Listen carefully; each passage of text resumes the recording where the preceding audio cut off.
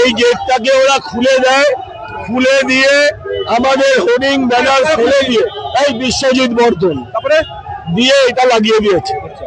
সেটা আমাদের কর্মীরা যখন প্রতিবাদ করে আমরা পুলিশকে জানাই, তখন এসে ওরা আমরা হাত দিয়ে দিই, আমরা চাইলে এখন ফেলে দিতে পারি। পুলিশ এসে আমাদেরকে সাথে উল্টে তারা এ করে, আমাদের সাথেই বচসায় পুলিশ জড়ায়। বর্তমানে আপনারা দেখতে পাচ্ছেন কি হচ্ছে। এখানে আমাদের মহিলারা আমাদের কর্মীদেরকে বহিরাগতদের বাইরে থেকে এনে অফিস স্টিক দিয়ে এরা ইনজিওর করেছে। এই নোংরামি বড়নগরে চলবে না।